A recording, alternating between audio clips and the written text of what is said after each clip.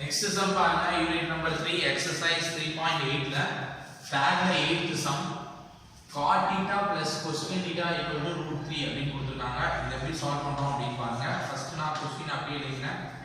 cot theta plus cosine theta is equal to √3 அப்படினு எழுதிக்கலாம். cot theta வை நம்ம cos by sin cos theta by sin theta அப்படினு சொல்லலாம் and plus cosine theta why 1 by sin theta அப்படினு சொல்லலாம்.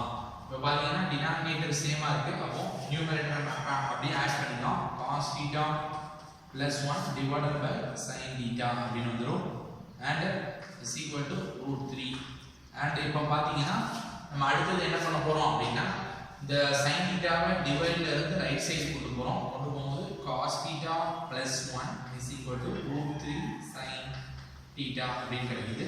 இந்த 1 மட்டும் வச்சிட்டு இந்த cos theta நான் அங்க கொண்டு போறேன். 1 equal to √3 sin theta minus cos theta அப்படினு கிடைக்குது. நம்ம இதல divided by 2 on both sides பண்ண போறேன்.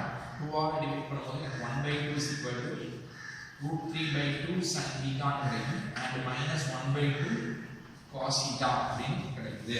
இப்போ பாத்தீங்கன்னா நமக்கு √3/2 sin எந்த இடத்துல வரும் அப்படினு பாருங்க. sin π/3 ஓட வேல்யூ √3/2. சோ இத நம்ம எப்படி எழுதலாம் அப்படினா sin π/3 and sin theta அப்படினு எழுதலாம்.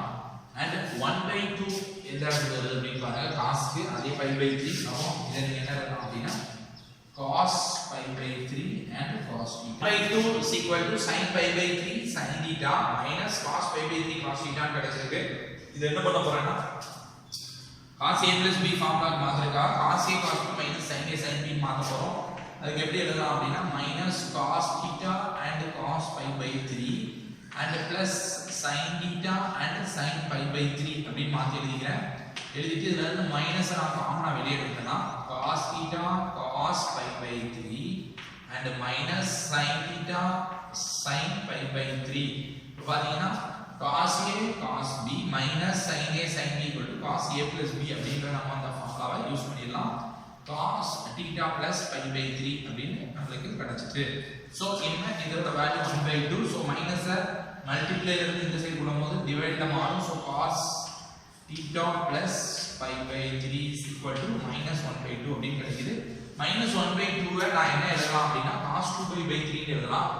எதனால அப்படினா cos 120 டிகிரி அப்படின்றது தான் சாரி 120 டிகிரின்றதனா நம்ம 2π/3 அப்படினு எழுதலாம். அதாவது π/180 போடிங்கனா 120 கிடைக்கும். இத நீங்க 120 cos 90 + 30 ன்னு எழுதலாம். 90 + 30 ன்றது செகண்ட் குவாட்ரண்ட்ல வரும். செகண்ட் குவாட்ரண்ட்ல sin மட்டும் தான் பாசிட்டிவ். எனக்கு இருக்கிறது cos இருக்கு. அப்ப cos வந்து ஆன்சர்ல வரும் நெகட்டிவா வரும். சோ -sin 30 டிகிரி sin 30 நீங்க டினாமினேட்டர் டேபிள்ல போய் பாத்தீங்கன்னா 1/2 π/6 வந்து சொல்றோம். அப்ப -1/2. அப்போ இதுக்கு பதிலா நான் என்ன எழுதலாம் அப்படினா cos theta plus π/3 is equal to cos 2π/3 அப்படி எழுதலாம். இப்போ பாத்தீங்கன்னா இத cos theta equal to cos alpha அப்படிங்கற ஃபார்முலா யூஸ் பண்ணலாம். யூஸ் பண்ணும்போது எனக்கு theta ஓட value theta equal to 2n π. அங்க theta இருக்கிறது எனக்கு theta plus π/3 இருக்கு. So theta plus π/3 is equal to 2n π plus or minus alpha. alpha ஓட வேல்யூ பாத்தீங்கன்னா எனக்கு 2π/3 அப்படி நம்ம போடலாம். சோ 2π/3 அப்படி எழுதலாம். இனிமே இந்த π/3 அந்த சைடு கொண்டு போகும்போது ரைட் சைடு கொண்டு வரும்போது theta is equal to 2n π minus π/3 plus or minus 2π/3 அப்படின்னு சொல்லலாம். m x belongs of z is the answer.